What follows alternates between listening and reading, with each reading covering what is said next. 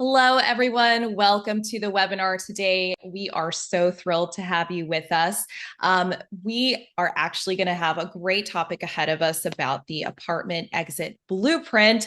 I know many of you have already started thinking about what your next move is in your investment journey. So if you're here, this is a great webinar for you to learn what to do next or what to do in the future. We have with us today an excellent speaker, Mike Auerbach, and he's the head of Bonaventure Tax Deferral Solutions. He's going to be covering this topic for about the next 60 minutes or so. We will have time for Q&A at the end as usual. And of course, we have the chat open as well. If you want to leave any comments in the chat, you can put them in there.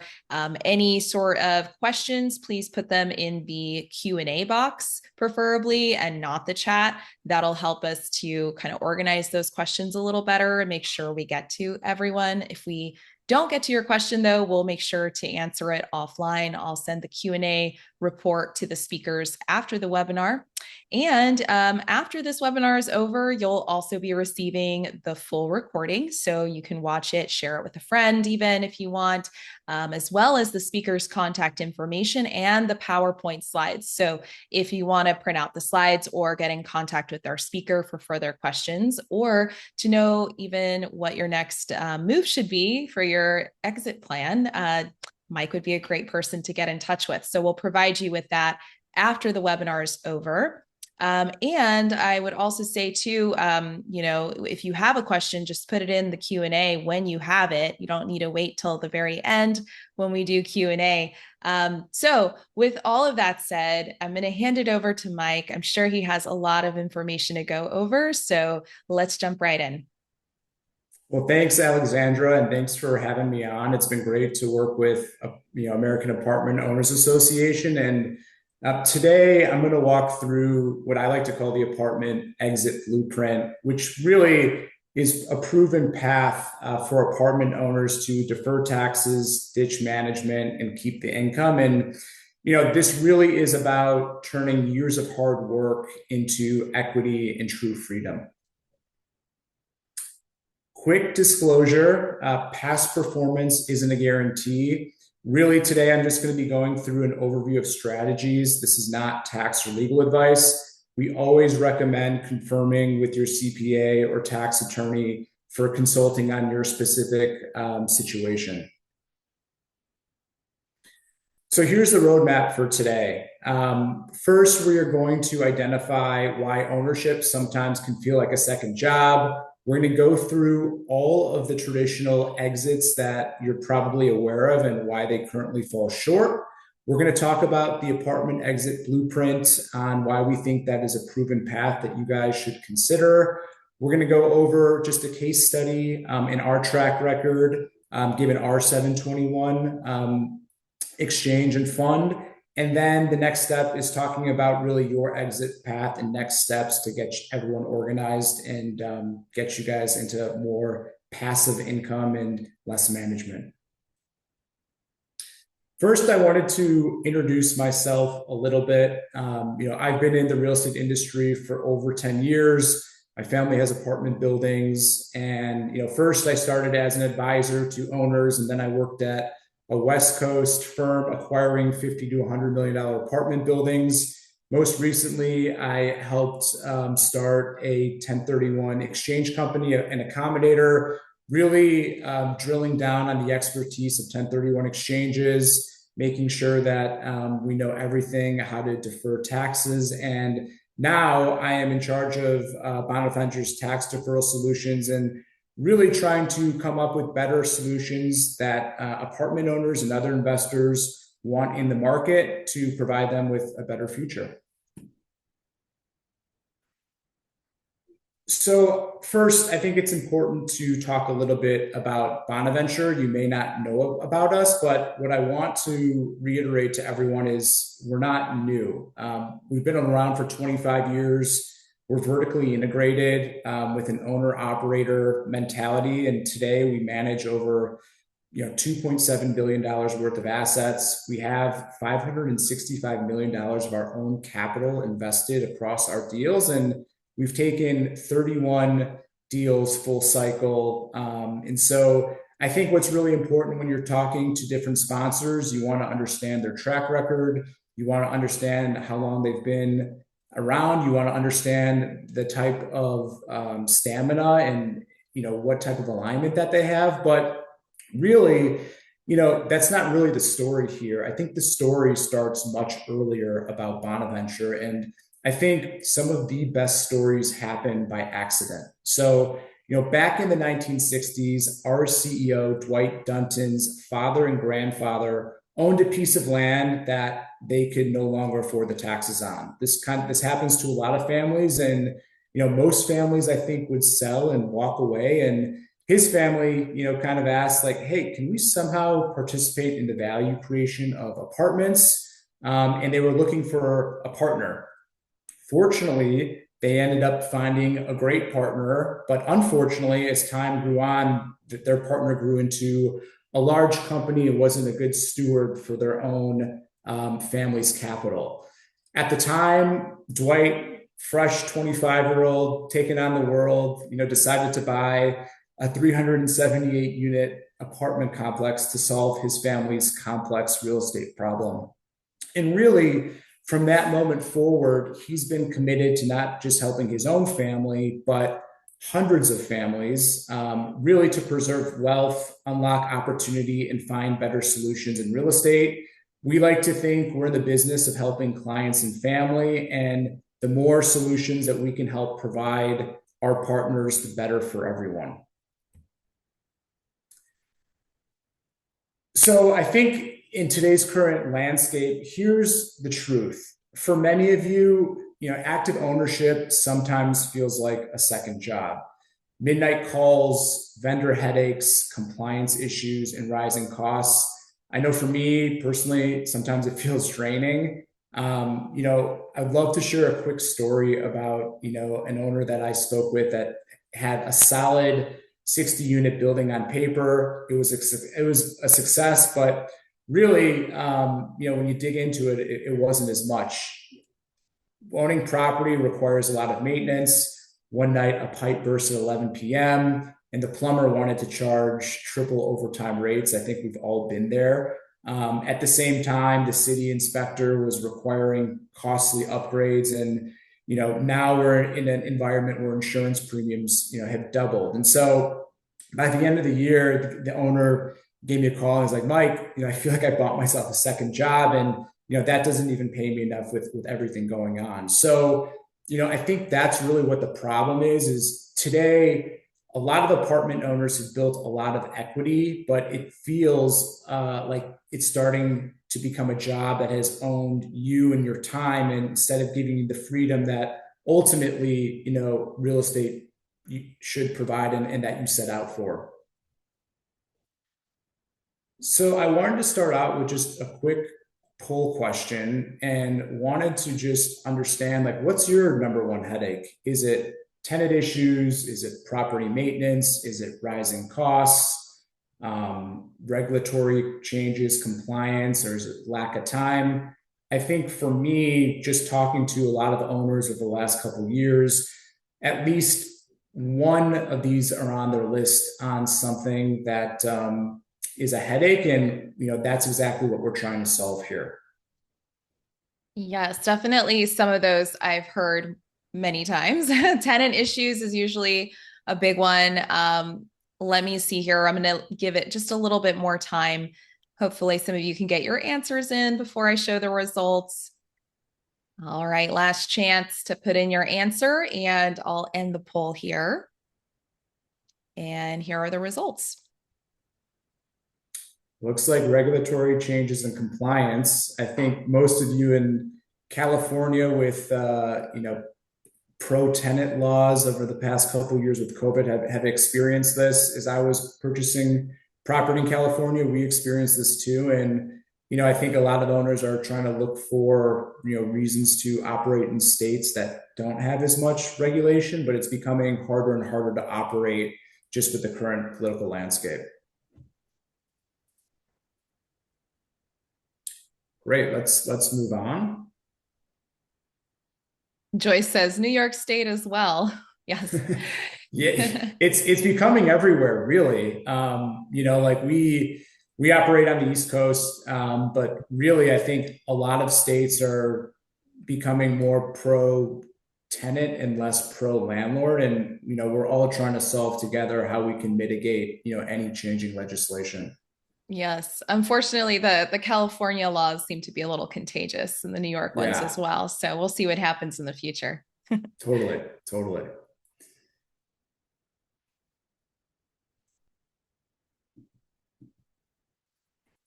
So as we just kind of talked about, it's definitely not getting easier. I think Alexandra laid out that California has kind of set the precedent. We heard from someone in the audience about New York.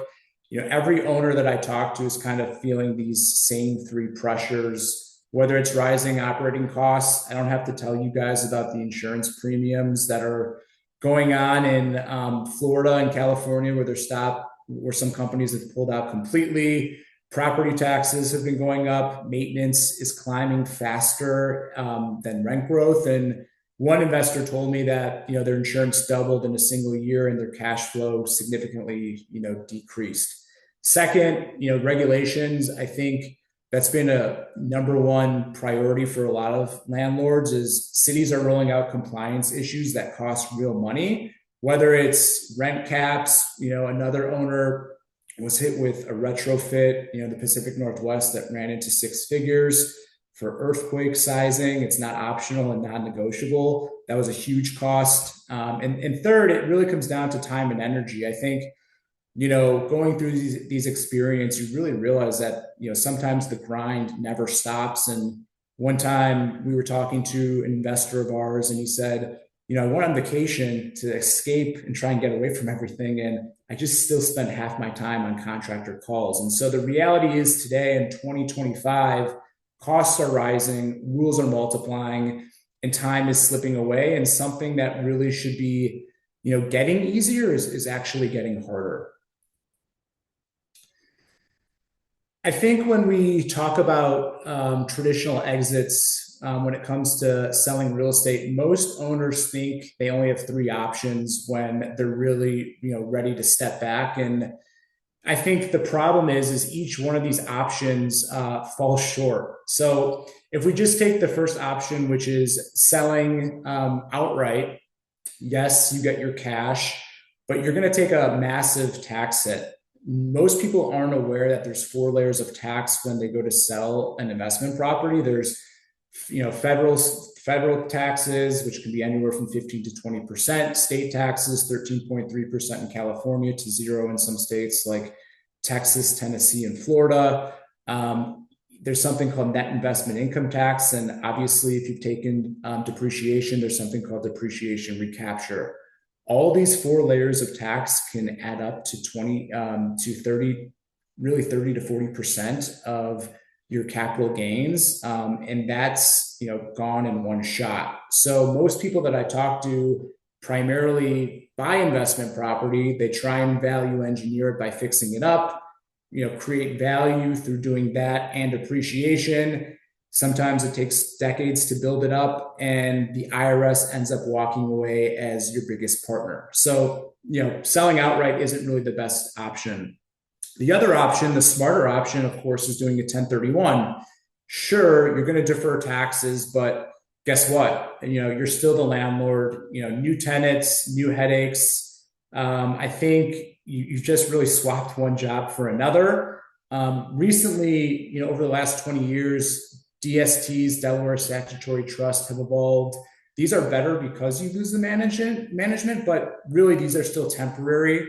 DSTs are really meant to wind down, I would say, within a few years, call it 3 to 10 years. And, whenever you're part of a deal that goes full cycle, you find yourself back at square one, staring at another 1031 clock or a tax bill. And so the reality is traditional exits really aren't exits. I think they either cost you a fortune in taxes or they cost you your time and keep you stuck in the grind. So here's the playbook that we've come up with. It's called the Apartment Exit Blueprint. And so I want to go through each of these steps. First step is the 1031 tax deferral. that's really the foundation. You're going to sell your property and roll your equity into a 1031 exchange, deferring all the taxes. That's really the smartest thing that you can do to keep your money compounding and working for you instead of handing 30 to 40% to the IRS. Step two is you're going to go into a Delaware statutory trust. Once you do a 1031, instead of buying another property and owning being a landlord again, you're going to place that money into a DST and become, a fractional ownership in a bigger deal. That's where you're instantly going to lose all the management headaches, no tenants, no repairs, no city inspectors, just structured passive ownership and income coming in. I'd like you guys to think of the DST as really a bridge, and it really gets you out of the landlord role, but keeps your deferral intact. And finally, the permanent solution is the 721 exchange. I like to think of it as, the 721 upgrade. You're really positioning yourself for the end game here. After the DST season, you contribute those DST interests into a 721 exchange. You now own, I would say, OP units into a large diversified apartment portfolio. You've kept your income, you've kept your deferral, and you've upgraded to institutional quality assets with diversification and optional liquidity. And so if you really think about it, like, why is this the way? And I think this is the way really because each step solves the biggest problem of the step before. So let's go through the steps real quick. People do a 1031 to not pay the taxes, but it doesn't really save you from the management. A DST saves you from the management, but it's only temporary. It's only the bridge. The 721 gives you the permanent solution, the income, the deferral, the diversification, the freedom of optionality, which we'll go through. That's why we call it the blueprint. It's not just an exit strategy. It's the only true upgrade from being a landlord to becoming, a real investor in planning for wealth management.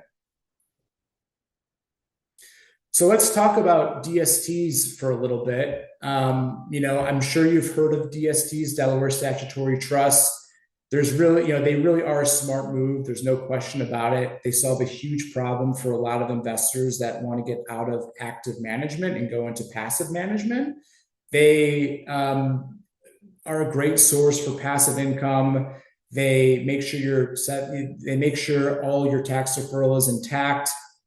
And, they make sure that you've got quality assets and accessibility that you wouldn't have most likely otherwise. However, again, they really are a bridge type of product and they're designed to be temporary in nature. Most DSTs sell anywhere from, 3 to 7 years. And when that happens, you're back at square one trying to figure out, which other DST to get into. And most people will have to scramble trying to identify within, new properties within 45 days to, stress about what's next. So they help and they buy you time and they give you some relief, but I don't really think that they solve the problem long term.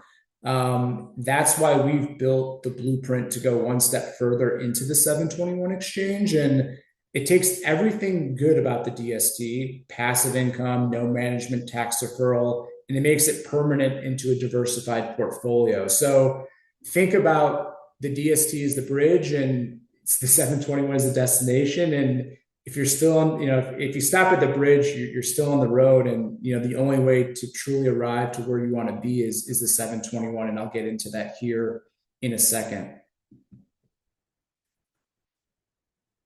So what is a 721 exchange? Why is it called 721? What is an UPREIT? Just some quick background on the 721. The 721 isn't new. It's actually been part of the tax code since the early 1990s. Congress created Section 721 to give property owners a way to contribute their real estate into a larger portfolio, usually a REIT, without triggering taxes. Instead of selling and paying capital gains, they're going to trade their deed for OP units, ownership in the operating partnership. And, many of you may not know this, but this structure completely has changed the real estate industry. In fact, some of the largest real estate companies and names in the industry have utilized the 721 exchange. Sam Zell's Equity Residential, Avalon Bay is a huge, apartment sponsor. Simon Property Group, one of the largest mall sponsors out there. They all grew their portfolios by using the UPREIT model. And property owners contributed buildings, received OP units, and gained access to diversified, professionally managed platform. And so when we talk about the 721 exchange, even though you may not have heard of it, this isn't a niche new idea. This is mainstream. It's an IRS recognized strategy, and it's been helping both individual and institutional owners upgrade their wealth over 30 years. So, think about it this way. You're really going from one building to a diversified apartment portfolio, and you're not giving up your real estate. You're really stepping into the same playbook that some of the largest real estate companies in America have utilized to compound and build, their wealth. This is why I think the 721 is so popular with apartment owners, like you. First, it gives access to institutional properties. Look, I think we all have big dreams, including myself, to become, apartment owners and having a dynasty of properties. But the reality is on your own, you may own one, two, maybe five properties. In a 721, you're really stepping into a professionally managed portfolio that could be worth billions. That really means new assets, better locations, like access to deals that really you can never do on your own. Second, if you think about like what a 721 really is it really works like an index fund for real estate. Think about it. Instead of betting your future on one building in one city, now you own a slice of hundreds or even thousands of units across multiple markets. And if something happens catastrophic, like a climate event in your city, or there's a property has a vacancy, it barely moves the needle because the portfolio keeps producing. So really, if you think about it, like the risk reduction and the stability gives you more of a peace of mind. Third, I think a lot of people, when they transition out of active ownership, want to go into something that's passive without the management. With the 721, you don't stop earning, you just stop managing. The OP units you receive generate distributions just like rent checks, except that you'll never have that 11 p.m. Call to the plumber that you'll have to be a part of. And fourth, I think this is really, a great selling point that I haven't talked about yet, but there's built-in flexibility. So many 721 programs offer redemption or liquidity features. You're not locked in forever, and you're still going to keep the tax deferral. So, I like to just give analogies just to make things a little bit easier to understand. So if you're going to go into a 721, it's kind of like upgrading from driving your own car to doing all the maintenance, fixing all the flat tires, to stepping onto a high-speed train, and you're still moving toward the destination, but it's smoother, faster, and you can get off at any stop that you want. And that's really why I call it a no-brainer. And you're going to hear me repeat this, but you keep the income, you keep the deferral, you gain the diversification, and you become part of an institutional platform. And that's all without the headaches. And that's why I think this is so unique and interesting, and at least something for a lot of people to consider when estate planning and transitioning from active ownership. So I've mentioned some terms that are probably a little interesting, and I want to just go through them real quick. Like, what are OP units, and what does that even mean? So I think quite simply, like, OP units are, think of these as ownership shares. Instead of owning one building deed, you now, hold slices of a large apartment portfolio. And just like shares in a company or index fund, the goal for these is to grow with the property over time as the portfolio grows. I would say that most of you owning apartments are familiar with distributions. These are your income checks. The rent that gets collected across the portfolio gets paid to you in a steady, diversified income stream that doesn't depend on a single property. And liquidity, this is really your flexibility here. Some programs allow for redemptions or conversions after a certain period. It's not instant, and it may be taxable when you sell, but it's an option that you have that you never have if you stayed in one building, where you have to go through the marketing process. You have to see what the market's going to pay for your product. You can't divide it based on how much you want to take at one time. And it just gives you a better opportunity to have more control of your future. So, really, if you think about this simplistically, OP units are just ownership shares designed to grow in value. Distributions are kind of like that mailbox money, the passive income, and the liquidity is your optional escape hatch, depending on, if you need to use the money for life events. We all know things come up and happen, and it just gives you optionality in the future. So I think the same real estate wealth that you've built, but now you have the growth potential, the steady income, and more flexibility. And it gives a lot of people more control and comfort going forward to, control their wealth management. So just a quick recap on why the 721 is the best 1031 exit. Plain and simple. You're going to defer your taxes. You're going to keep your income. You're going to generate you're going to generate a lot of diversification. You get the professional management. You gain optional liquidity, and you really simplify for estate planning. Passing down OP units to heirs is a far easier and better way to do it than splitting up a deed. Myself and a lot of people that I know have heard horror stories of people trying to inherit their family's investment property, and with their siblings try to decide how things should be bought out. Should they sell it? Some people want to keep in there. I think this is a great way to be able to have heirs decide to sell the shares that they inherit, and do it on their own terms and make sure that there's a best outcome for everyone involved. So the big idea here is really simple. The 1031 defers the taxes, the DST takes away the management, but the 721 gives you the permanent solution. So, I think in the future, thinking about the 721 upgrade, like you're really thinking about the 721 as an upgrade. And, a lot of people in real estate are landlords first, investors second. I would say this upgrades you from being a landlord to an investor. And that's why so many owners that we talk to, when they see this, the reaction is like, why wouldn't I do this? Or at least, why wouldn't I consider learning more about this, just to see if this makes sense for me and my family for our future when we decide to get out of active management. So you're going to see this a lot, as a theme, as the 721 upgrade. As a recap, you're upgrading your portfolio. A lot of us have, access to 1, 2, maybe 3 properties. You will go through, what large institutional portfolios look like.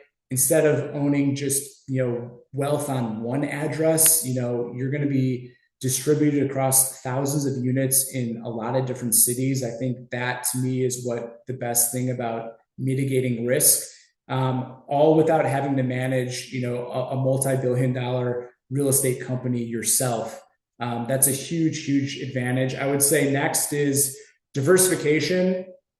With all the environmental issues out there today, a lot of people want to make sure that their properties are protected from, not only environmental issues, but we're talking about regulatory concerns, insurance companies going out of certain markets. I would say, if you own one property in one market, your income kind of lives and dies by that local economy. Those tenants, how the building is performing. When you're doing a 721, you're really spreading out that risk across multiple cities, across multiple properties. And I think, for us, if you think about it, it's, instead of just trying to bet on one horse, it's like really going to, it's really like going to owning the racetrack, and the stability here is really priceless for a lot of people. Let's talk about upgrading property management real quick.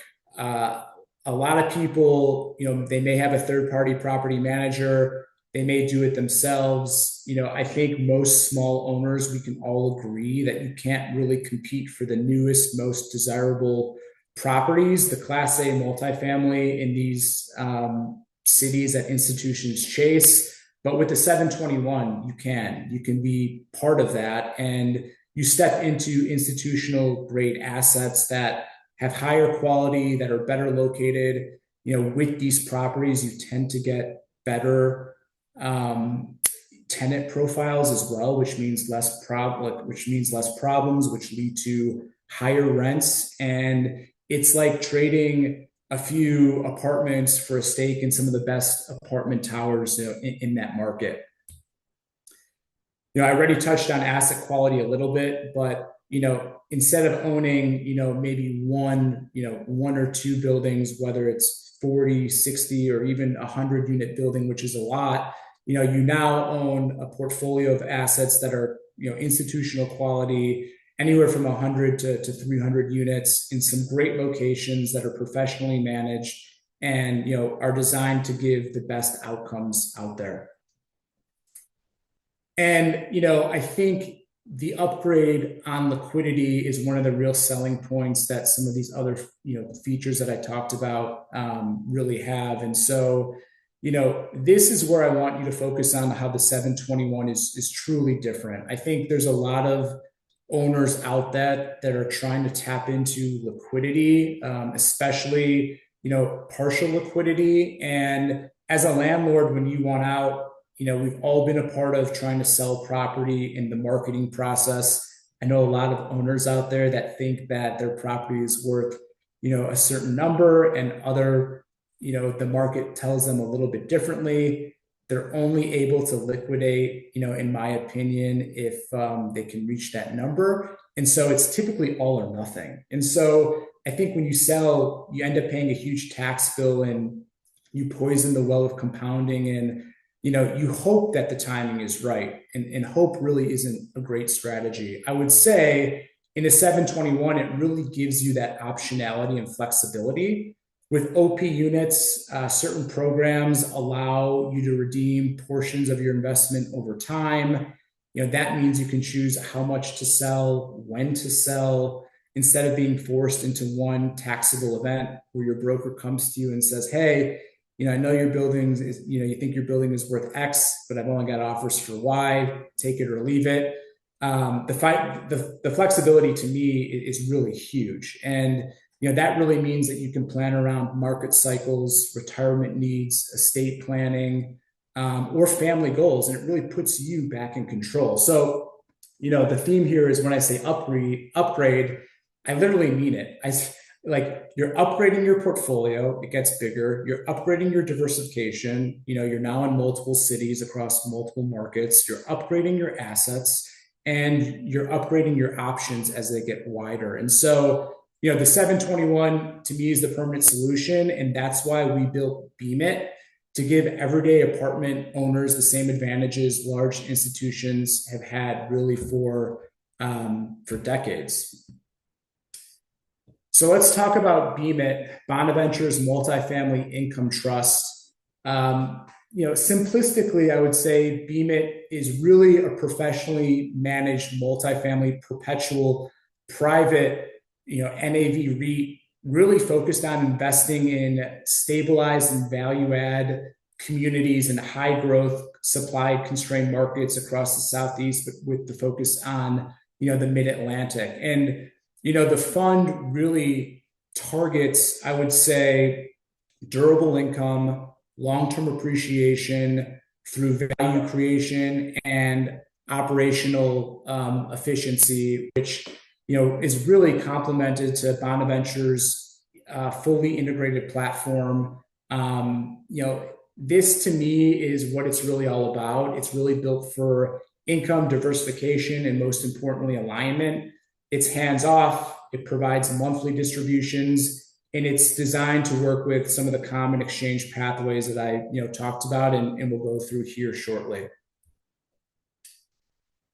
You guys are probably wondering, because I was wondering, like, so why did Bonaventure build BMIT? What was the purpose? Like, what was the reason for it? And so, I think what's really unique about Bonaventure is we are so in tune with what people want in the market, whether it's our partners or what we're hearing. And we kind of kept seeing the same pattern exist, which are there's billions of dollars in stuck equity. There are people that are in bad deals. There are people that can't sell because of the market. There are people in DSTs, and all of them together have something in common, which is no options. And so BMIT was really built to rescue that equity and give investors more control and their choices back. And, I think owners typically would sell in 1031 into another property only to find themselves back in management. I think a lot of people that I know that have tried to go the triple net route and have bought Walgreens or AutoZones, they are now, being forced to reckon with some of the risks that the market has taken and find that those options maybe aren't as passive as they thought. And so they kind of, come back and ask us, like, what's next? Like, I still want access to real estate, but what's the permanent solution? And so that's why we built Bonaventure, multifamily income trust for BMIT. It's really designed as an end game. And, we're really trying to provide the same solutions that institutions have had for decades, but really do it at, an investor level. Guys, I know that there's a lot of questions, I think, coming in. I'm going to get to those, at the end of the presentation. First, I just want to give, a track record a little bit about BMIT, just so you guys understand like what it actually is and what it means. And so the portfolio is worth today around 1.2 billion. There's 23 properties in there spread across 4,200 units with an average occupancy of 94%. And importantly, this is really important.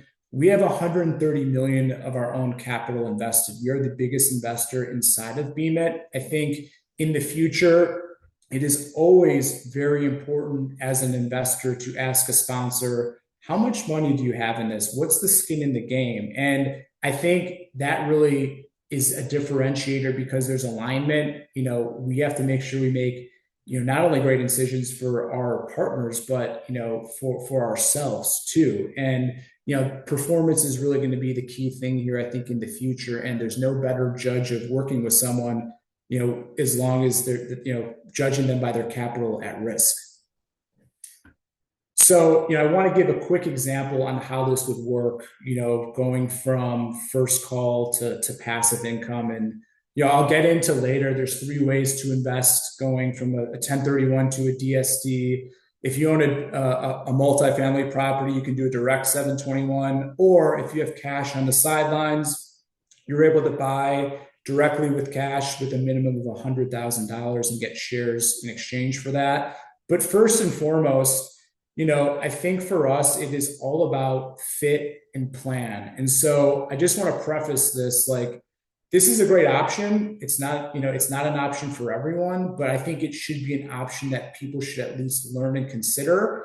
And we want to do everything that we can to make sure that, we're able to give people the information so they can go out and make the best decisions for themselves and their families. So typically we'll have a first call. We're going to review calls with an investor, maybe their tax professionals like a CPA, and explore some options. We did this recently with someone who had a 100-unit building. He wanted to keep the income but lose the management.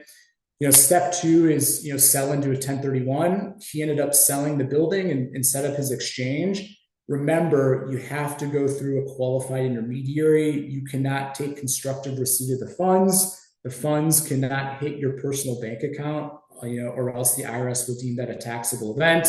He had 45 days to identify up to 3, replacement properties. And, we were in contact with him when he was going through that process. And, he ended up doing a 1031 and deferred, every, capital gains dollar, of tax. And so, Next is he rolled into a DST. He rolled into one of our, no leverage DSTs, and suddenly he had no more tenant problems or midnight calls. And so the plan really is after that, 2 years later, that property will be contributed into BMIT through a 721 exchange. And then eventually he'll own part of a $1 billion portfolio. And so, the last step is in step 5, while he's in the DST, is just today he'll collect distributions every month. And when I asked him how he felt, he's like, Mike, I should have done this years ago. And really, like, what we're trying to establish is, the power of this simple path to change you being from, a landlord to being, an investor. So I'm going to talk a little bit about, our path as an example. This is a multifamily Class A property in Washington, D.C. This was owned and managed in Bonaventure's multifamily platform and became DST eligible for 1031 proceeds and holds 100% beneficial ownership interest in the company. I'm sorry, in the property.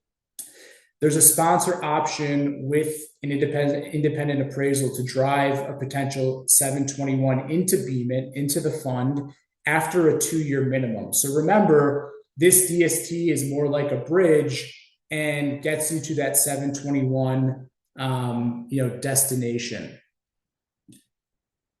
Here's just some facts about the property. It's 94 units. The vintage is just 2019. It's institutional quality. There's no debt on the deal.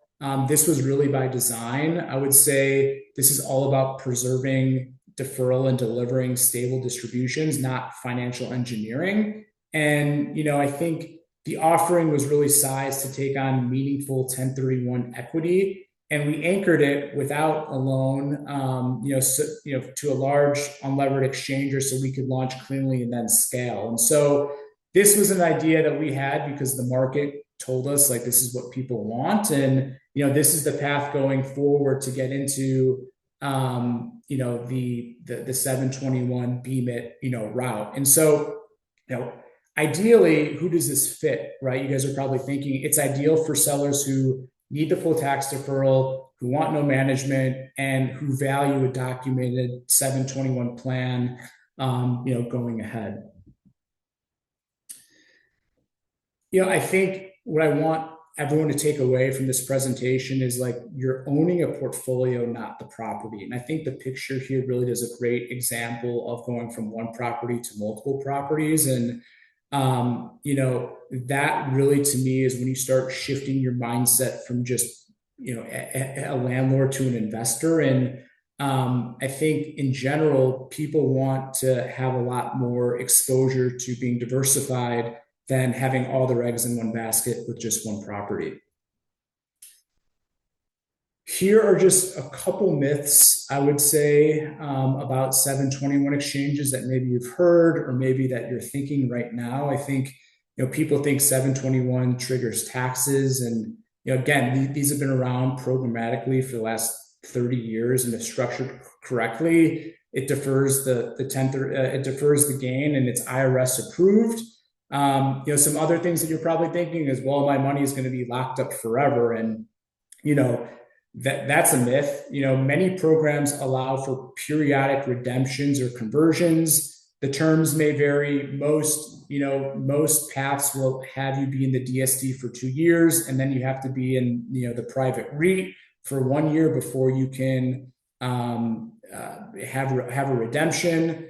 Another myth is, I lose my real estate exposure. Well, actually, you still own real estate. You actually, your OP units are tied to a bigger portfolio, so you get more exposure. So it's now diversified and professionally managed. And then finally, if you're going to go the direct route, like some people think 721s are only for giant owners. And, we have a lot of our investors and partners go through, that path that I mentioned, which is doing a 1031, then going to the DST, then going to the 721 as a pathway where small and mid-sized owners can participate. So again, this really isn't about giving anything up. It's really just about upgrading your position and your future. So I guess like the question really is BMIT right for you? And so again, I think there are three ways for you to get into BMIT. One, if you have capital on the sidelines today, and you want a monthly diversification, you can buy into the fund with a minimum of $100,000.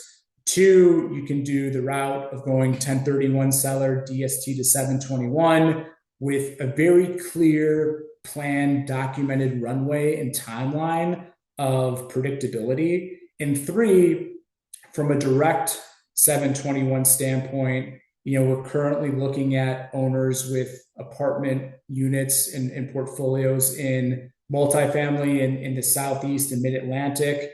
Our investments team has a buy box. If you're interested, we can set up a call with them. But these are really for owners that are trying to trade, control for scale and professional management and are comfortable with, the OP unit structure and program terms. So as I'm wrapping up here, because I want to make sure that there's time for questions, I think here's really your playbook, which, like most of us, is take some time to evaluate, review your units, your equity, your debt, and your timing goals, confirm your eligibility. Always talk with a CPA. I think the CPA always knows your, financial background and your picture and portfolio. If you're interested, if you do own investment property, you're going to want to do a 1031 into a passive DST to remove the management. Obviously, different DSTs have different structures where they can match the debt and equity, and you keep the full deferral. And finally, you'll contribute and roll into, via 721 into BMIT, or another fund. So that's really it, guys. I think that's really the outcome. It's just steady income, tax deferral intact, diversified exposure. I would say really just no more, landlord grind. And, that's how you are going to exit the landlord job and really step into wealth management, for you and your heirs. I want to just reiterate one thing.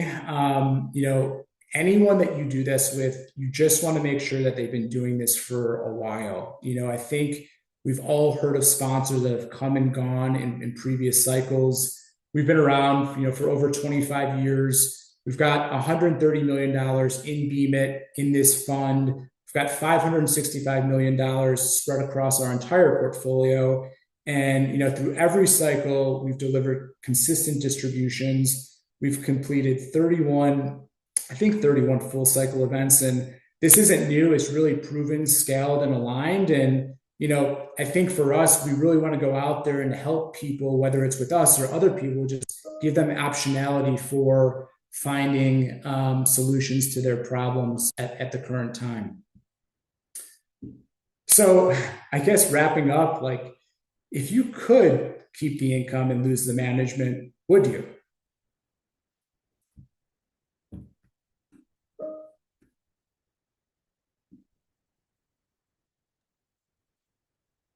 Great. I just put up that poll question so you all can go ahead and select which one you're going to say, yes, that's exactly what I want. Maybe depends on the tax treatment, or no, I prefer to stay hands-on. I know a lot of landlords that do love being hands-on, and that's definitely for some people. But I'm very curious to see how many of you fit into each of these camps today, given the topic. So I'll give you a little bit more time to answer. I'm hoping to get at least half of you to respond. So quick, put in your answers. One last chance. Okay, I'm going to go ahead and end the poll and share the results. There you go, Jonathan. Looks like it's a tie, actually, between yes and maybe. Yeah, I think, I think doing a thorough analysis and trying to figure out what your tax situation is, it definitely does depend on the tax treatment. And our job as partners is to work with people to determine if this is even a viable option for people, right? Like, we just want to make sure that this is something that people consider, because the worst thing that you can possibly happen is sell your property or do a 1031 and say, man, I wish I was aware of this during that process. And we hear that time and time again. So For the people that like to stay hands-on, I think pride of ownership is amazing. A lot of people in apartment ownership are doing things that, create value. And if they want to be hands-on, this is definitely for more people that want passive, ownership and passive management that eventually get them the same benefits to real estate as they kind of step back from the day to day. So totally understand where everyone is coming from, and just want to make sure people are, educated for sure. So wrapping up, and then I'm going to get to some questions. I think today we started with just a simple promise here, which was defer taxes, ditch the management, keep the income. That's exactly what I believe this blueprint does, and I think it delivers quite well. I think what I have talked to so many owners and so many investors, it is so hard to create value appreciation with building equity over time. And what we want is that equity to start working for you and giving you back some control. So, you've seen the path now. You've seen the path going from a 1031 to a DST to a 721, and really finally into BMIT. You've seen how it works, why it works. I think I've given some good examples of some real stories of owners who've done it. Just want to reiterate to everyone here, like, this isn't a theory. This isn't something new. This is a proven blueprint that really upgrades you from being a landlord to being a true investor. And really, I think the next step here is, to book a no obligation 10-minute call. I think, for us, it's about talking things through as partners. Like, there's no sales pitch. This is really just an information call and going through some of the things that I probably talked about with you today, and just clarity, and, just determining like if this potentially is right for you, your family, and your goals. And again, the goal really is to keep the income, ditch the management, and upgrade your future. So with that, I guess I'll turn it over to Alexandra and open up the floor to some questions. And, Yeah. hopefully I think everyone has found some value and learned something new today. Yeah, absolutely. So you can scan the QR code to get the consult as quickly as possible, or you can say yes to the poll question if you're not able to scan that QR code. So I'm going to leave that up while we take questions. If you have questions, please put them in the question box, not the chat. We're going to be prioritizing the questions in the Q&A.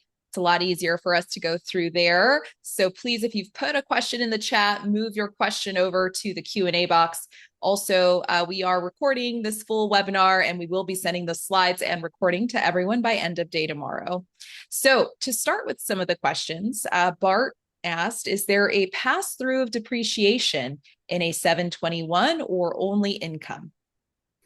Yeah, I mean, you're deferring everything here, right? So I think it's important to know, look, like, we're not the tax experts. Like, you have to work with your CPA to understand what your portfolio is. A lot of people, I would say, have a huge portfolio or multiple properties where they can offset certain gains and certain incomes. So, my question for tax professionals is, tax questions is always consult those people, and, we can work together to, find a solution that, gives you a good outcome.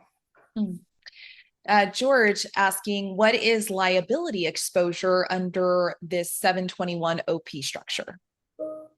Yeah, so like, I guess when you say like liability structure, so, us as the sponsor, right? Like, we are the ones who are making the decisions. We are the ones that are going out there and operating the properties. I think it's important to realize that, we are fully integrated. We've got our own property management company, but really when it comes to liability, I think you really have to consider like how much skin in the game someone has as a sponsor or as a partner. And I think most people as sponsors, make their money on fees. We're not like that. We make our money on an asset management fee, but, we have the most of our own money in there. So when it comes to liability, like, we have to make sure that we're making decisions that protect not only our partner's income, but any decision that we make. Like we really are focused on making sure that we do things the right way to,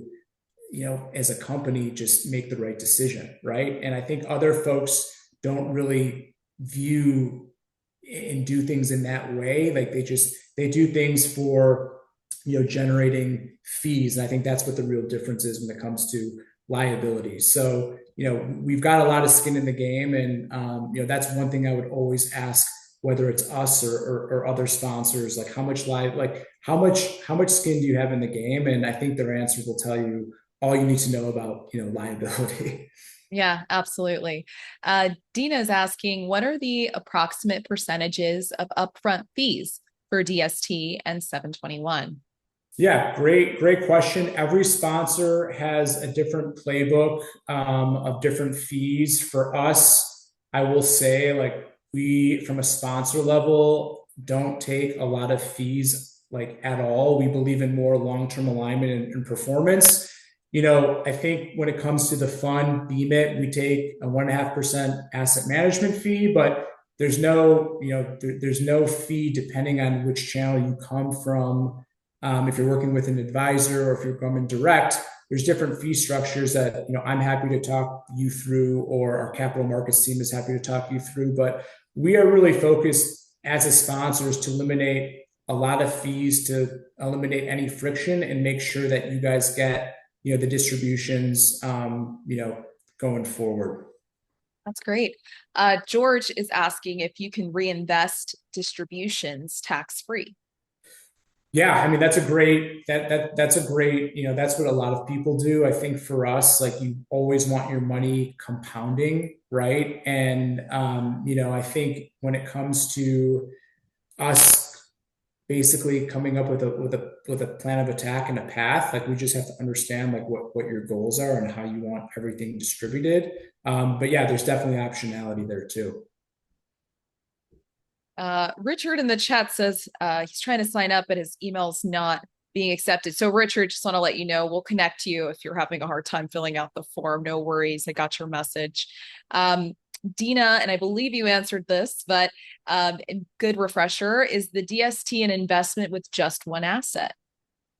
Yeah, so with Bonaventure, it is one asset, and there are other sponsors or real estate companies out there that may have multiple assets, but the goal really is for that asset to do well and then be folded into BMIT, which is the private REIT or the fund, after a couple years or after it's performing really well. So typically you go into one asset for a couple years, and then it gets uprooted into the portfolio. So given this example, let's say BMIT has 23 properties, it would then have 24 properties once it goes into the fund, and you'd start gaining distributions based on the performance of the fund. And every sponsor has different DSTs or different properties that they create as DSTs, but for us specifically, we're doing one property at a time.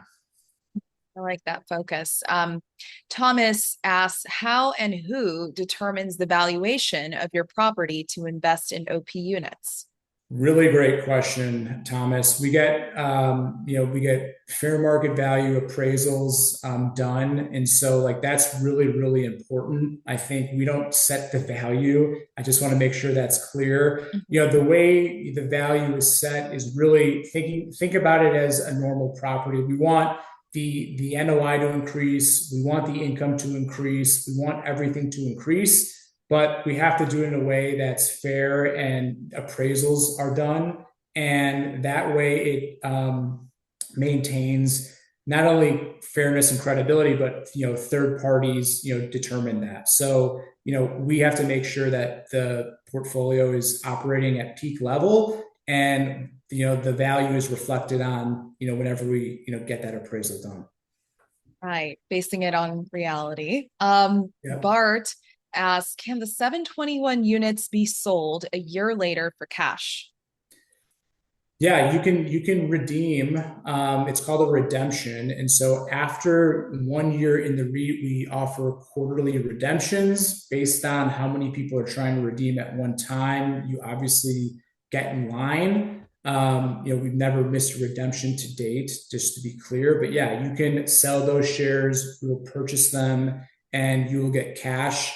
And that's typically how it works. And the nice thing about this is maybe you have, $100,000 worth of shares and you just want to, liquidate or sell half of it. Like that's what gives you the optionality to take money out now and then still have some money, compounding for the future.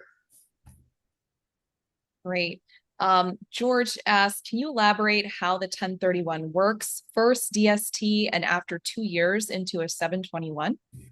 Yeah, so a 1031, I'll be very simplistic. A 1031 really is just like any other normal real estate transaction, except for a couple key differences. Number one, you have to use a qualified intermediary. This is an independent third party. It's also known as an accommodator out west. They do three things that help you defer your tax. They educate you on the process. They make sure your money is safe. When you're doing a 1031 exchange, the whole point is defer your capital gains tax. But at closing, you cannot have the money hit your bank account or else the IRS deems that possession, and you will essentially be hit with a big tax bill, which can be 30 to 40%. So, part of the IRS rules is that in order to defer that tax, you have to identify replacement property that is greater than or equal to whatever price that you're selling of the property in your portfolio. So the proceeds are typically made up of debt and equity. So if you're selling something for $1 million and you have to identify something that's worth $1 million and there's $500,000 of debt and $500,000 of equity, you have to find something that matches that criteria. Or if you don't want to put new debt on the property, you have to bring $500,000 to the table to offset that gain, because there's something called mortgage and equity boot. So doing a 1031, let's say you made a couple $100,000 on that on that sale, you wouldn't have to pay those taxes, and then you have more money, more income that leads to more diversification, more cash flow, all the things that I talked about to benefit. So think about a DST as a replacement property option. So there's more than 20 different replacement property options. There's land, there are office buildings, there are another multifamily building, triple net deals. A DST qualifies as a replacement property option where, as an investor, you own a fractional interest of a share of being kind of like, think of it as a limited partner in a bigger deal, right? And once you're in that DST, you are a limited partner. You're not making any of the management decisions. All you're really doing is getting passive cash flow and having exposure from someone professionally managing that deal. Now, while you're in that DST, before you go into the 721, via 721 into the private REIT, typically for safe harbor practices, the IRS says you have to be in a DST for probably 2 years for seasoning requirements before you go into the fund. And so you will exit the DST and it'll get folded into BMIT, which is the portfolio, and then you'll have access to not one property but 23 properties. So hopefully I explained it well. I tried to go a little bit in depth and detail, but I'm happy to schedule a private call and go through it again. If you have further questions. Right. Joyce asks, what is considered a small owner, and would this scheme include retail? Yeah, we have a lot of retail investors. I mean, small, I think in general, like we work with a lot of folks that are selling a single family investment property, right? We work with a lot of people that sell larger properties. I think, for us, like, small can mean a lot of things to a lot of people. I think anything that you've earned and worked hard for, like that's worth fighting for. And so for us, like I would say like there's a fit for most likely everybody. that we can help out. So there's not really a dollar amount besides under $100,000. Like that's kind of small, but most people in high appreciation states like California, their single family investment properties are close or over $1 million for sure. Yeah, easily. Which is a question Edith had. What is the minimum net worth to qualify to exchange into a DST? Yeah, you have to be accredited you have to be an accredited investor. Definitely like that's something that is required, which means it has to exclude your house as equity. And so um,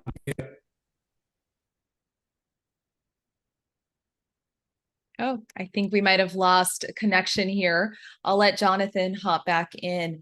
I did want to address a couple of things. I know some of you mentioned that you might have had some difficulty filling out the form to get in contact or to get a consult scheduled.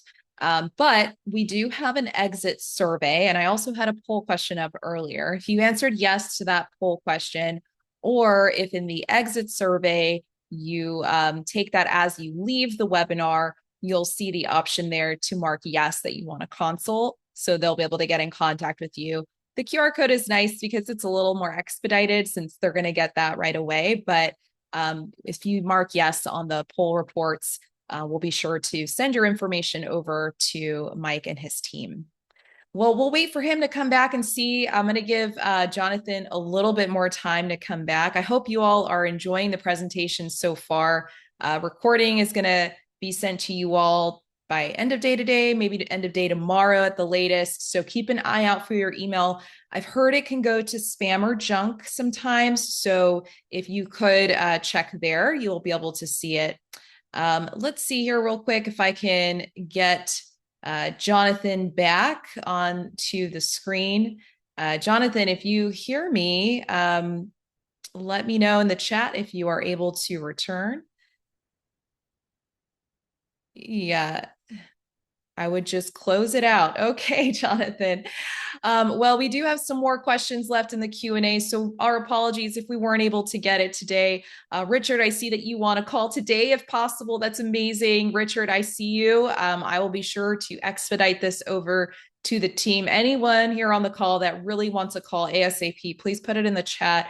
I'll make sure that we get that straight over to the team at Bonaventure. So again, we will go ahead and send you the recording and the slides. I see Mike is here. Oh, he's coming. Almost back. There he is. Oh, you came back. Wonderful. Although I can't hear you, you're still muted here. There we go. Yes, sorry about that. My power like just went out, so Oh, wow. I Bad was timing. messaging Jonathan from my phone. I said, "Hey, sorry about that." And so yeah, now I'm back on live. But Amazing. strange Well, thing that well, happened. I know we're over the hour mark, so if you're okay with staying a little longer, we do have plenty of more questions. Is that okay? Definitely, Okay, definitely. wonderful. Okay, can you, Carl's asking, can you do it via any DST or does it need to be a specific one? Yeah, I mean, typically, like it has to have the option of going into the UPREIT, the 721, and have language in there. Typically, sponsors will plan to see if there's an option to go in there, but sponsors also have to have the 721 available. It's not like every sponsor just has a fund where they can do a 721 into. And for us, we built that for that reason, so people can have the ability to go into a larger fund and get institutional access to a great portfolio. Great. Robin is asking, what is the criteria for the 721 acquisitions? Are Bonaventure's investments all in multifamily? So what are the returns and how do you compare to other 721s? Lots of questions. That's a really, really great question. Yeah, we are only multifamily. We don't do any triple net deals. You'll see a lot of other sponsors. They may do triple net, they may do industrial. I think our viewpoint is that we're multifamily experts first and foremost. We are, very highly concentrated in Virginia and the Mid-Atlantic, which are high supply constrained markets. I think we've heard a lot of construction being built out in the Southeast in certain markets with a lot of supply coming online. And for us, we just view multifamily as, look, everyone's going to need a place to live, and it's a lot more risk averse than having a large tenant file bankruptcy or have their credit rating get downgraded, and then all of a sudden you're left in a panic situation. So at this time, we're currently only in multifamily. It may be something that for us we consider other assets in the future. I know, like, return wise, like what are returns, like probably a lot of people want to know. Typical returns are anywhere from, I would say, distribution wise, like 4 to 6%. This is like industry average. What I want to preface here is, like, this is all about limiting downside risk. As real estate investors, we all want to think about the best and greatest, highest returns if everything goes well. But think about how hard you've worked, for your money. The last thing we want to do is lose that money. So, being safe, stable, and I'm happy to go into and have you talk with some of our team, our capital markets team, to go through, what returns would look like for us and for you. And, but first I just want to give, like, just the reality, because, like, real estate, people will look at things and they just think of, wow, like, yeah, like if the stars align, this is great. But we all have heard stories of people losing all their money, and we're not about that. We want to preserve as much capital, have you grow it, and get distributions along the way. Great. And then as far as the returns and how you compare to other 721s, is that something maybe they can contact your team to get more information about? Yeah, definitely. They can set up a call with me. I can put them in touch with our team. Like, we're super, super transparent. I think, with us, like, it's less about being a sales pitch. Like, I hate selling it. We just want to educate people. Like, I just want to be able to put options out for people to say, hey, this works for us, or this doesn't work for us, or this is what's important for us. And I think most people, when they talk to us and spend the time with us, they'll, see that we really care. And, we'll be super transparent, and, see if we can, just be great advisors, even if they don't go with us, and just give them good advice. That's great. And Carl is also asking as well, like, what are the typical distribution percentages returned to the investor? Yeah, definitely. I think, again, like, I think for specific questions, like, my capital markets team handles all this stuff, and I'm happy to schedule a call with everyone, and, go through that, as well, and just the return metrics of BMIT in our fund. Like, I'm happy to do that, and send some information. Wonderful. Okay, Robin is asking, what kind of input does the landlord investor have after the exchange into the DST 721? Yeah, that's a great question. Again, like, you are a limited partner, and so you are trusting the sponsor to make decisions on your behalf. And I think for most investors that have been in the day to day and enjoy the active management, sometimes coming to terms with not being able to make decisions is a little bit tougher for them. But what I am trying to tell everyone is, look, like, for us, we've got, over 20%, $565 million is spread across our portfolio. And so, as stewards of our own capital, the most important thing for us is making the best decision for our investors that impact us as well. And I can't say that there are many other groups like that out there that actually have that much skin in the game. And by doing that, I think it really sends a message of alignment, and that we're in this with our partners, instead of trying to generate, being a sponsor that just is looking for quick ways to generate returns for their investors, right? It's a completely different message. And, that's, why I joined Bonaventure. And that's one of the biggest differentiators, in my mind. And I think people really appreciate, because, when you've got a significant amount of capital at risk, you have to be super, super mindful and careful, not only to grow that capital, but not to lose any of that capital as well. Yeah, absolutely. Thomas is asking if your property is titled as a LLC, does this present any problems going into a 721? Yeah, that's a great question. So typically, the IRS, with any partnership or LLC, the IRS wants to make sure that the same members of the LLC are going into the 721 from the property that they're selling. There's something called the same taxpayer requirement. Okay, so typically, let's say Alexandra and I were in an LLC. Alexandra wanted to go her own way and take cash. I wanted to go into 721.